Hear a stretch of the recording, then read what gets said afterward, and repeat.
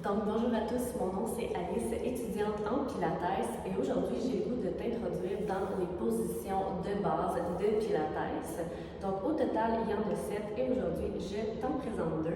Donc, les 2 premières. La première, c'est le décubitus dorsal ou la position neutre, et également je vais te parler aujourd'hui de la position de tablette qu'on utilise beaucoup pour faire la position du piston ainsi que les engagements abdominaux en Pilates. Donc on va commencer par la position du décubitus dorsal ou appelée aussi la position neutre. Donc on vient se coucher sur le côté puis sur le dos. Donc on va commencer par placer les talons à la largeur des ischions des fesses, les genoux sont en flexion, les hanches sont en flexion. On veut garder une courbe, une lordose au niveau lombaire, donc dans le bas du dos. On va inviter une rotation externe au niveau des épaules, tourner les paumes des mains vers le ciel. Si tu sens que c'est plus tendu, à ce moment-là, au niveau du dos, on pourrait soulever les mains un petit peu plus haut, donc faire une élévation à l'épaule. Et on va s'assurer que la nuque est bien allongée, le sommet de la tête est vers le ciel, vers l'arrière du tapis plutôt.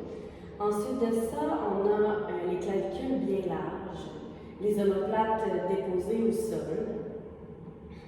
On se trouve également à avoir la ceinture scapulaire complètement détendue. On va faire un léger abaissement des côtes vers les crêtes iliaques, ce qui va engager légèrement les abdominaux. On veut ni être en antéversion, donc le bassin vers l'avant, ni être en rétroversion comme ça. On veut vraiment que le bassin soit au neutre. Donc, peut-être que comme moi, tu as une petite courbe au niveau du bas du dos, un petit jeu entre le tapis. En fait, ça dépend vraiment de la morphologie. Moi, j'ai quand même une hyper lordose avec mon background de gymnaste, mais en engageant doucement le bas des côtes vers la crête iliaque au niveau de la hanche, en abaissant la côte vers la hanche, ça vient réduire légèrement la courbe dans le bas du dos. Donc, on récapitule les chevilles à la largeur des os iliaques, genoux en ligne avec les chevilles. Donc, les cuisses sont parallèles l'une à l'autre, la flexion au niveau des hanches.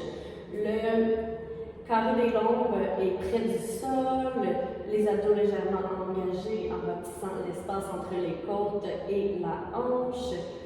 Et ensuite de ça, rotation externe au niveau des épaules, paume des mains vers le ciel, les épaules sont légèrement abaissées, la ceinture scapulaire complètement relâchée. Puis il y a la base du crâne, j'ai oublié l'occiput. Oui, l'occiput est bien droit. Pour des clients qui seraient plutôt en hyper-extension comme ça, aujourd'hui j'ai pas de couverture, on pourrait venir placer une couverture quand même assez mince à la base du crâne pour venir faire une élongation au niveau des cervicales, ici comme ça.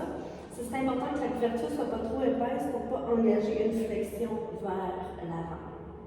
Donc, c'est ce qui complète le décubitus dorsal. Ensuite de ça, pour la tablette, on part en fait du décubitus dorsal. Puis, ce qu'on va faire, c'est qu'on va soulever le genou. En fait, on va engager une flexion à 90 degrés au niveau de la hanche. Le genou est fléchi. On va avoir les cuisses parallèles, donc on peut venir placer la distance d'environ 1 point entre les genoux. On peut être en...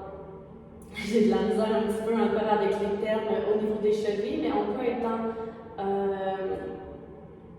dorsiflexion, flexion plantaire ou dorsiflexion. On peut travailler de ces deux façons-là dans la posture ici, que j'ai toujours l'intention d'appeler piston, mais qui est la tablette, c'est ça. On pourrait aussi décider de travailler en adduction, donc additionner les cuisses ensemble, ou vraiment les garder de façon parallèle, flexion des hanches. À ce moment-là, le dos, étant donné qu'on est les jambes fléchies, le dos va se diriger davantage vers le tapis. À ce moment-là, on va engager davantage les abdominaux pour être en mesure de garder les cuisses comme ça ici en élévation, donc en angle de 90 degrés. Ce qu'on va faire, c'est qu'on peut rapporter les côtes basses vers la crête iliaque ici, ce qui qui va faire en sorte qu'on va engager le psoas-iliaque, on va engager les grands droits et les obliques.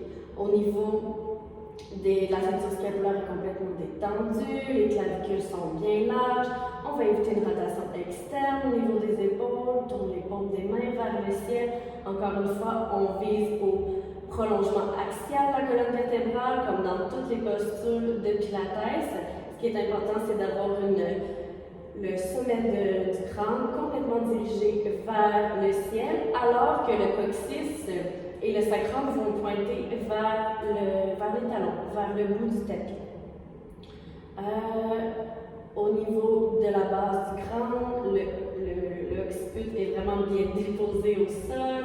On essaie de garder le plus possible la courbe naturelle du dos. Donc ici, on va voir une légère lordose au niveau du cou.